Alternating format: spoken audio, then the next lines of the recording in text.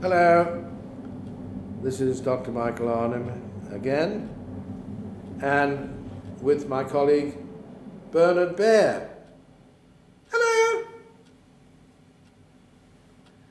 This is the fifth in the series of Bear With Me, and this one is, I suppose one could call the elephant in the room. Where? Don't be afraid, Bernard. Where? Jaguar would like to get its teeth into the elephant, wouldn't you? No. Friendly. Well, the whole point about the elephant in the room is that you can't actually see it. Well, it's not real. Well, of course, Bernard is very down to earth. Well, if you can't see it, then it's not real. Is that fair? It could still be real if invisible, couldn't he? Maybe. And that's what it is.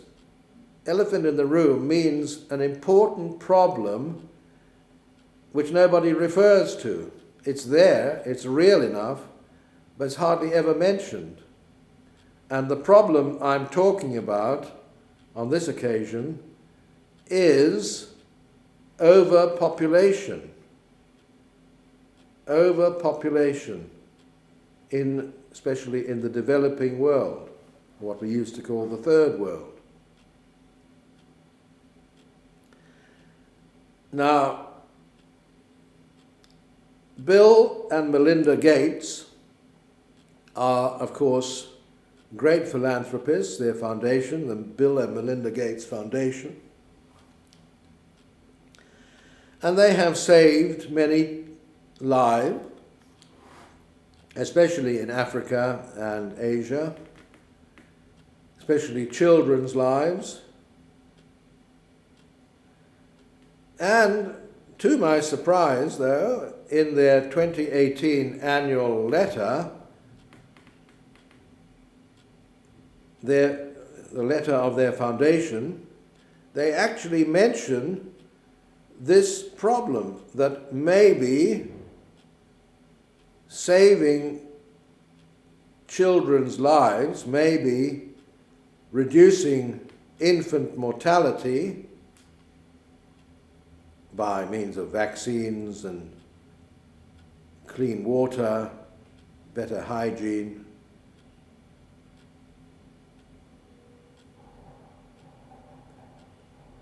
reinventing the toilet is one of the things that's been mentioned.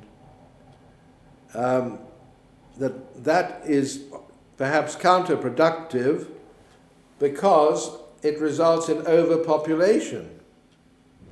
But Bill and Melinda Gates have tackled this head on and have said, no, it doesn't. Because when parents realize that 2 or 3 of their children are now surviving, then they are less likely to have more children. And so, this big push towards reducing infant mortality actually does not increase population. Well, logically, that sounds fine. That is the way parents should react. But is it actually happening? I myself have not found much evidence of it. Have you, Bear? No. I'll have you know that Bernard is a great mathematical genius, and so he knows what he's talking about. He is a very, very, very, very competent calculator. There is, of course, you do have some help, don't you? Sort of. From websites, including one wonderful website called breathingearth.net. breathingearth.net, which actually was designed to show the degree of carbon emissions from each country. It's a map of the world with live figures. These are not exactly live, they are recalculated figures showing you the number of people dying and the number of people being born as you watch, So that is, it's a most amazing sight which has this effect that you can just look at it, you click on or you just hover over a particular country and you see the number of people being born and the number of people dying as you watch. It's a reconstruction, but it is based on absolutely accurate figures, and it's not intended as propaganda. It certainly isn't propaganda for those saying there is overpopulation. It's actually focused on carbon emissions. But when you look at these reconstructed figures, they are shocking, because the birth rate in so many African and Asian countries is exponential. I'll just give you a few examples of countries where, in fact, the Bill and Melinda Gates Foundation is active. If you look at Uganda, population there is 43.7 million. There is 1.3 person dying, there is one person dying every 1.3 minutes. But there's a new baby born every 19.9 seconds. In other words, there are over 3 babies born for every one person dying at the same time. Rwanda, with a much smaller population, 13.6, one person dying every 4.7 minutes, but one being born every 1.3 minutes. Again, 3 times as many people being born as dying. Ethiopia, with a much higher population, 112.4 million. One person dies every 31.7 seconds. One person is born every 8.3 seconds. Again, much the same. That one is nearly 4 times. So in other words, 4 babies are born while one person dies. Now if you work that out, what does that come to, Bernard? Exponential. Well, but Bernard, I think, has used the correct term there. Exponential growth. Exponential. If this is the reduction that Bill and Melinda Gates were talking about, then I can't imagine what it was like before, because they were talking about Rwanda, for example. Newborn mortality is down 30%, they say, between 2008 and 2015. Well, I'm afraid the figures I gave you for Rwanda showed one person born 1.3 minutes, one person dying every 4.7 minutes. So, in other words, nearly 4 people being born every time one person dies. So if that's a 30% discount or 30% reduction of newborn mortality, then of course it was even worse before. I don't know, but all I can say is the problem is very serious. Why? Why is it such a serious problem? Well, I'll tell you why. Basically, what we have here is a vicious circle.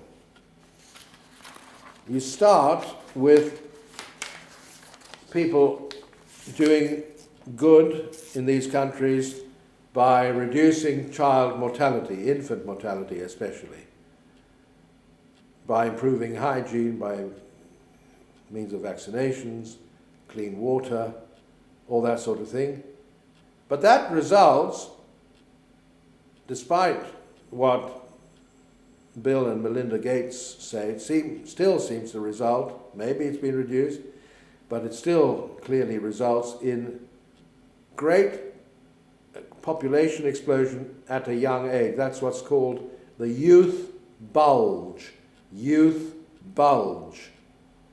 which is overpopulation, resulting in unemployment, malnutrition, disease, civil war, and we've seen this in so many countries, and then migration to Europe. This is the key to why migration occurs. And the result of that is a dilution of European culture and all sorts of problems that we've seen, for example, in Germany and in France and in Belgium, not to mention Britain. And of course, in Germany, nearly 1 million new migrants were admitted by Angela Merkel quite recently. It definitely results in an increase in terrorism and culture change. How can this problem be tackled? Unfortunately, all the different attempts have largely failed. Still a lot of migration. A lot of these people claim asylum, claim to be refugees, when in actual fact they are economic migrants. They just want a better life for themselves. Well, of course, everyone is entitled to a better life, but they can't just demand it as a matter of right. In other countries, the answer, or a part of the answer at least, must be to cut foreign aid to countries unless they can prove that they are actually doing something practical, having a practical effect on controlling population growth. If they can't do that, they must not be able to get aid. Foreign aid must be tied to population control. Do you agree, Bernard? Reluctantly. Bernard says reluctantly. What about you, Jaguar? No comment. Jaguar is always very tight-lipped on these things. I know it is very, very controversial, but Europe needs to protect itself against unbridled migration, and one way of doing so must clearly be to control population in the third world, and one way of doing that is through the aid, foreign aid budget.